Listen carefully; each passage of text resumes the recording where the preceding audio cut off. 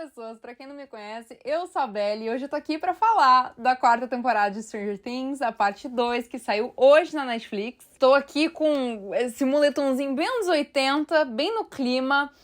Esse não é o único vídeo dessa parte 2 que vai sair aqui no canal, então já se inscreve aí pra você não perder nenhum vídeo. Eu vou fazer vídeo só de teorias, eu vou fazer um vídeo só sobre a Max, enfim. E você pode também aproveitar e me acompanhar lá nas redes sociais também. Só pra lembrar, quem for de São Paulo, essa semana vai rolar a Bienal do Livro. Eu tenho um painel no stand do Submarino no dia 2, sábado, às 5 horas da tarde, quem quiser ir lá me ver. E eu vou também no dia 8, sexta-feira, eu vou estar pelo stand do Esquilo, então se vocês quiserem me encontrar em algum desses dias, estarei lá. Bom, vamos ao que interessa. Finalmente o desfecho da quarta temporada está entre nós. Que não deu um desfecho pra coisa nenhuma, né? A quinta temporada completamente aberta. Esses dois últimos episódios se resumiram a uma batalha final contra o Vecna, mas realmente muita coisa aconteceu, eram episódios bem extensos. E finalmente a gente compreendeu mais sobre o mundo invertido, o surgimento do Devorador de Mentes, a ligação de todos os acontecimentos com a primeira temporada e tudo mais. Depois da Nancy voltar, infelizmente o Steve não cantou pra ela como eu queria muito que tivesse acontecido, mas tudo bem. Eles elaboraram um plano e a Eleven e o grupo do núcleo dela lá também entraram em ação na Califórnia, mesmo sem saber ao certo o que estava acontecendo. Mas ela finalmente conseguiu se conectar com a Max através da mente dela. E foi aí que o Vecna finalmente contou como tudo se sucedeu depois do massacre do laboratório. O número 1 achou que ele tinha morrido, que ele tinha ido pra um purgatório, mas aos poucos ele foi descobrindo que a Eleven, na verdade, tinha uma capacidade de abrir os portais para esse mundo invertido. E ele percebeu que ele estava assim vivo, só que em outra dimensão, que obviamente é o Upside Down. E com isso ele começou a usar os poderes dele lá, que a gente sabe que são muito bons, muito grandes e muito eficientes, para criar coisas imensas, como o Devorador de Mentes. Então sim, era o Vecna o tempo todo. Inclusive ele que capturou o Will lá na primeira temporada. E conforme essa temporada foi se encerrando, a gente viu que o Will ainda sente o Vecna e que ainda tá conectado a ele de alguma forma, e que o Vecna não morreu como a gente esperava que tivesse morrido. Inclusive, o Will foi protagonista de cenas bem emocionantes nessa reta final. Quando ele fala pro Mike que o Mike é o motivo de tudo e que a Eleven é diferente e se sente um erro, pra mim fica muito claro que ele tá falando dele mesmo, dos sentimentos dele com relação ao Mike. Até porque, por ele ser apaixonado pelo Mike, ele também se sente um erro. Por isso ele se identifica com o fato da Eleven ser diferente. E pra mim, claramente, esse monólogo todo dele enaltecendo o Mike, tá ali apoiando e tudo mais, era só um reflexo dos próprios sentimentos dele. Vamos ver aí como é que isso vai ser explorado na próxima temporada, mas isso eu vou trazer no vídeo de teorias. Se você tá vendo esse vídeo, já saiu o vídeo de teorias, eu vou deixar ele aqui nos cards pra vocês. Eu achei tudo que ele falou muito bonito, me emocionei junto com ele, e também com ele tentando guardar tudo pra si. E também foi legal o Jonathan perceber que o irmão dele tava escondendo as coisas, e ele também se dispôs a ajudar, eles têm um diálogo bacana ali de confidência. Voltando a Eleven, ela tava novamente aprimorando os poderes dela com o Brenner, no momento que ela decidiu que ela precisava muito ajudar os amigos dela. O Owens queria que a Eleven decidisse por conta própria se ela ficava ou se ela ia, mas o Brenner quis que ela ficasse porque, segundo ele, ela não estava totalmente pronta e os amigos dela também não estavam prontos e ia dar tudo errado. Se o Brenner estava completamente errado, daí eu já não sei, mas enfim. Depois de uma confusão ali com a equipe do Sullivan, que acreditava que a Eleven era responsável pelas mortes de Hawkins, e depois de tentar matar a Eleven, o Brenner acabou tomando um tiro e ele foi morto. Ele insistiu no fim da vida ali que ele fez tudo pelo bem da Eleven e que ele amava muito ela, mas claramente o bem dela significava o benefício dele, né? Ele não tinha um cuidado genuíno por ela. Mas mesmo assim, ela tinha conseguido recuperar os poderes dela o suficiente pra tentar fazer uma frente aí ao Vecna. A coisa é que quando ela conseguiu se comunicar com a Max e entrar na dimensão dos pesadelos, ela demorou a ter forças pra conseguir impedir o Vecna. Mas quando ela finalmente botou um cropped e reagiu, o Vecna já estava quase no fim da sua execução da quarta vítima, que seria a Max. No fim do último episódio, a Max aparece em coma, mas no momento ali que a Eleven se conecta com ela, ela não encontra nada na consciência da Max. Lembrando, né, que a gente vê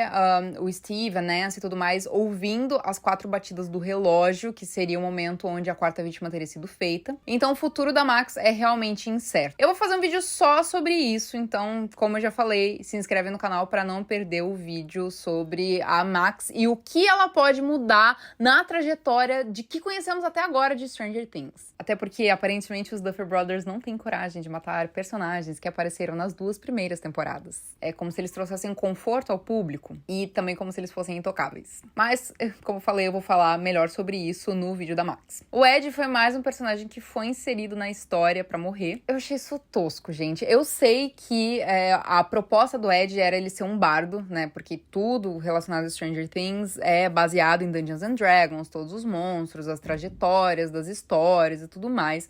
Mas, mesmo que ele tenha sido incluído pra ser um bardo, gente, não acho legal essa coisa de enfiar um personagem a cada temporada pra ele morrer. Aconteceu isso com o Billy na temporada anterior. Tudo bem que o Billy era um personagem desagradável. E o Ed, um personagem extremamente amável e carismático. E a forma como ele morreu, sendo tido como um vilão pra cidade, foi extremamente triste. O único momento que eu me emocionei, assim, de chorar na temporada foi na conversa, no diálogo do Dustin com o tio do Ed, onde o Dustin tava falando sobre o quanto o Ed era uma pessoa boa e que se sacrificou pelos outros. Se o Ed pode ser trazido de volta, gente, nessa série tudo é possível. Talvez os Duffer Brothers não esperassem tanto engajamento com relação ao Ed, mas eu super assistiria um spin-off da vida do Ed antes dele conhecer o Dustin e os outros, assim, acho que seria super interessante. Ele se sacrificou de uma forma que poderia ter sido evitada, mas que fez sentido pra trajetória do personagem. Ele se culpava muito por ele não ter ajudado a Chrissy, por ele ter corrido, mas não é como se tivesse alguma coisa que ele pudesse fazer com relação a isso. Eu amei ele tocando Master of Puppets. Gente, como eu não imaginei que ele ia tocar essa música, meu Deus do céu. A Nancy foi uma personagem que pra mim teve uma evolução super legal. Ela era uma das minhas personagens preferidas na primeira temporada e depois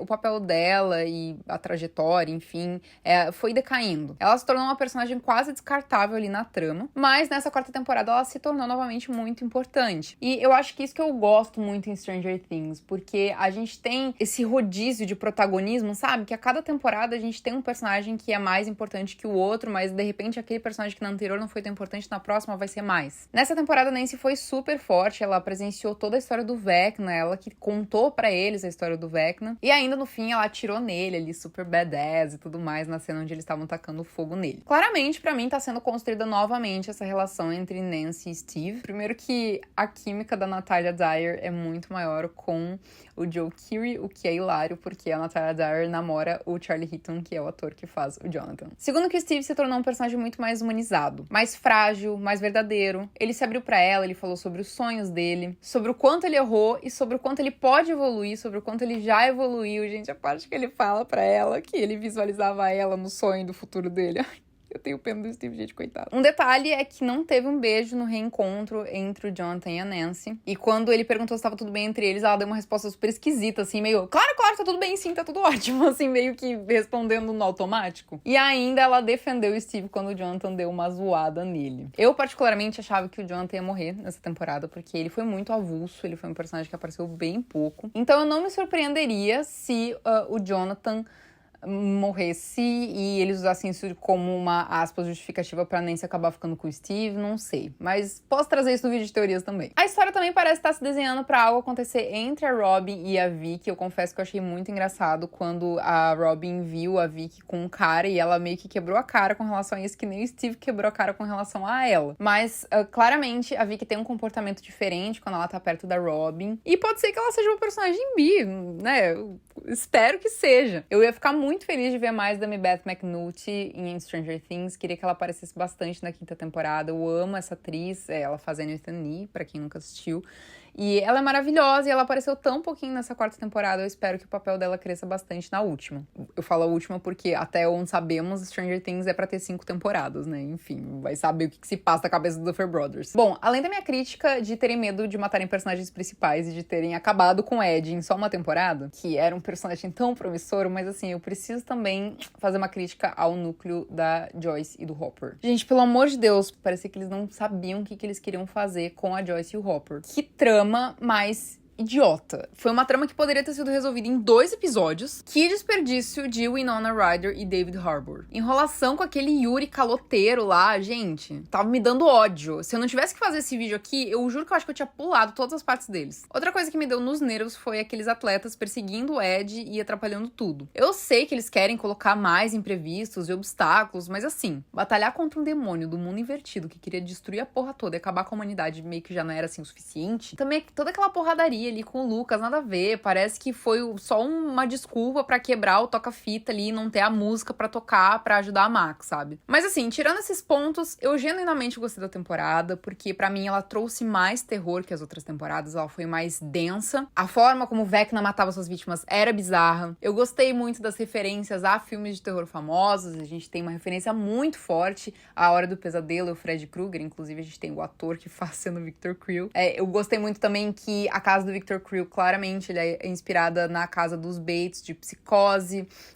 Eu sei que muitos vão falar, inspirado na Casa Monstro. Gente, a Casa Monstro foi inspirada na casa dos Bates, em Psicose, enfim. Eu gostaria de ter visto mais do Victor Creel. Pra mim, ele é um personagem interessante. Ele poderia ter trazido mais pra trama do que só aquela entrevistazinha ali, aquele interrogatório que a Nancy e a Robin fizeram com ele. Mas, enfim, Vecna ainda está por aí. A gente viu no finalzinho ali que Hawkins simplesmente tá na capa da gaita, completamente destruída, não tem mais o que fazer.